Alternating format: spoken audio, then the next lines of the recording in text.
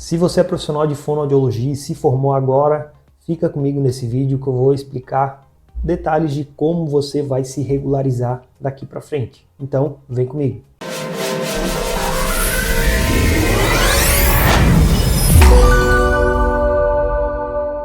Fala pessoal, para quem não me conhece, eu sou o contador Bruno, proprietário aqui da Inbound, uma contabilidade especializada para profissionais de fonoaudiologia, e vou falar hoje especificamente com vocês que são fonoaudiólogas recém-formadas.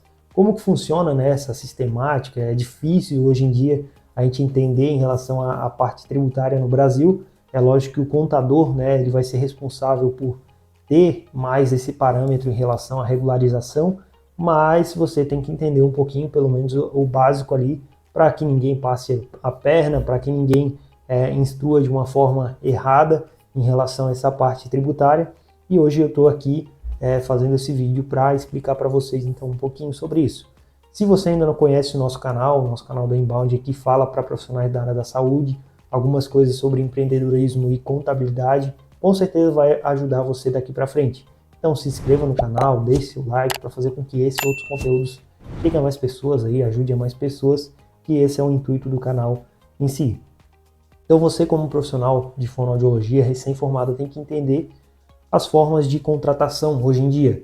Primeiro ponto, né? Eu vou começar por outra forma.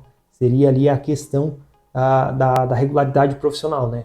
Toda profissional de fonoaudiologia tem que ter o registro no Conselho de Fonoaudiologia. A gente tem que ter o nosso CRFA, né? O número ali do CREFONO. Esse é o ponto mais importante de todos. Sem ele, a gente não consegue estar atuando como profissional de fonoaudiologia. Depois disso, vai ter várias formas de contratação, né, que a gente tem que entender.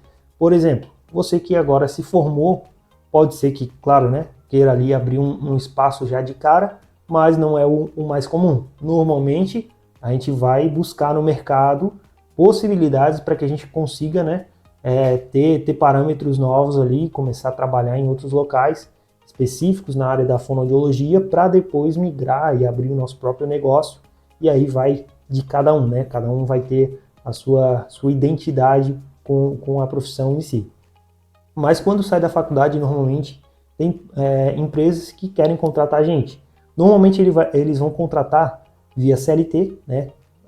Pagando ali o FGTS, 13º, férias. CLT é quando a gente tem a carteira assinada. É bem comum a gente ter a carteira assinada em alguns lugares, mas é mais comum ainda hoje em dia esses profissionais, essas clínicas, esses consultórios, eles estarem contratando a gente como um profissional autônomo. E aí é que a gente tem que entender em relação a profissional autônomo atuar como pessoa física ou atuar como pessoa jurídica. Quando o profissional autônomo atua como pessoa física, a própria empresa contratante, né, vamos pegar aqui a suposição de que seja uma clínica que tem um CNPJ e está contratando pessoas físicas, né, vai te contratar como profissional de fonoaudiologia. Essa própria clínica, ou sendo CLT ou sendo RPA, que a gente chama, né, Recibo de Pagamento Autônomo, essa empresa ela vai ser obrigada a fazer a retenção dos impostos e repassar para o governo. O que seria essa retenção?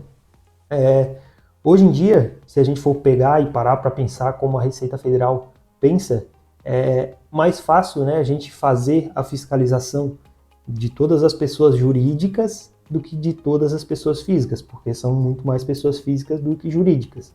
Então, as legislações atribuíram ali a obrigatoriedade das pessoas jurídicas fazerem a retenção desses impostos, ou seja, ficar com os impostos que, na verdade, é obrigatoriedade sua, só que a empresa vai reter e repassar para o governo, para que não tenha aquela questão de, essa pessoa física não vai pagar o seu imposto. Então, já impõe para a contratante para que ela retenha esse imposto e repasse ao governo. Então é bem importante essa questão da retenção, que você entenda como é que funciona.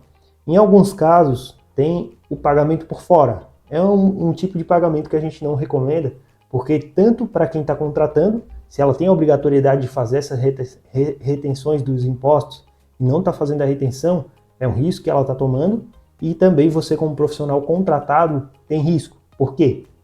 Porque nessa sistemática, o imposto seria devido por você mesmo. Só que a empresa deveria estar retendo e não está fazendo a retenção. mas o contribuinte obrigatório ali do imposto em si é a pessoa física, só que é atribuída a obrigatoriedade à pessoa jurídica. Então, fica ali nessa questão, fica ali uma certa insegurança jurídica de contratar por fora, né, sem fazer essas retenções. Então é importante que você, como profissional que está sendo contratado, tenha essa regularidade via CLT, via RPA, né, que tem essas retenções, ou abra uma PJ para começar a prestar o serviço. Hoje em dia já é muito comum que a empresa contratante só contrate com o CNPJ aberto, porque hoje em dia a gente tem muita questão de processos trabalhistas e essa parte da pessoa jurídica, né, ela vai tratar um pouco diferente essa relação. Quando se relaciona pessoa jurídica com pessoa jurídica, é uma situação bem mais tranquila em relação à parte trabalhista. Então é importante que a gente, quando vai ser contratado via CNPJ, a gente tenha um contador para fazer a abertura do CNPJ, para fazer toda essa regularidade da pessoa jurídica, para que possa prestar serviço a essa outra pessoa jurídica. Ou seja, vocês vão emitir uma nota fiscal, que é um documento fiscal ali, comprovando que vocês prestaram serviço para essa clínica, para esse consultório, e aí sim, né, vai fechar a operação.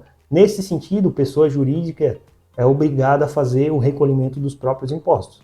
Emitiu a nota fiscal, no mês seguinte ali normalmente vai ter o imposto a pagar em relação a esse valor que foi emitido de nota fiscal do serviço prestado em si.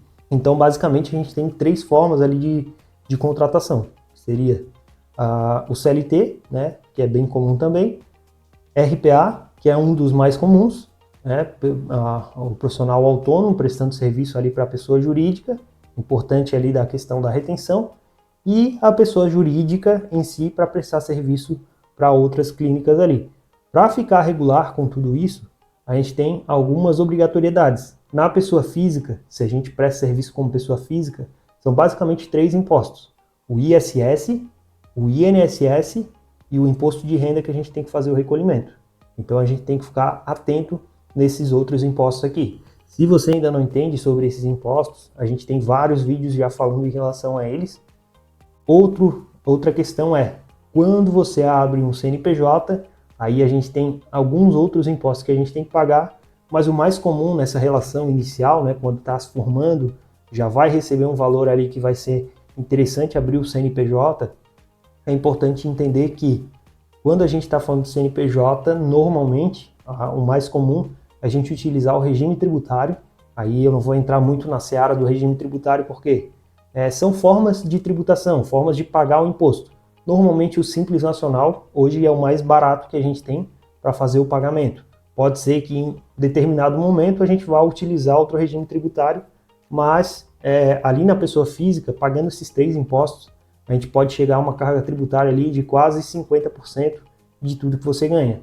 Pegando o INSS de 11% ou de 20%, pegando o imposto de renda, que pode chegar a 27,5%, mais o ISS, que é o imposto da prefeitura, que pode chegar a 5%, a gente pode chegar a quase 50% de imposto, que é muito imposto. Lógico, não é desde o início que vai ser dessa forma. A gente tem que fazer um planejamento tributário sempre para entender, né, quanto que vai ser de imposto pago ali, mas a gente tem a questão da pessoa jurídica, que a gente tem a possibilidade inicial dentro do Simples Nacional de pagar apenas 6% de imposto. Então, se você também ainda não conhece em relação ao Fator R, a gente já fez diversos vídeos aqui explicando sobre o Fator R, que faz com que o profissional, pessoa jurídica, né, passe de uma tributação de 15,5%, né, uma tributação bem mais alta, para esse inicial de 6%. Então, hoje nesse vídeo que eu queria trazer era isso, explicando um pouquinho para vocês que estão iniciando agora a diferença de pessoa física para pessoa jurídica, os impactos financeiros, tributários que a gente teria. E basicamente, se vocês tiverem alguma dúvida, eu peço que deixem nos comentários. A gente está sempre aqui olhando os comentários para responder vocês. Então é importante que vocês comentem aqui com a gente.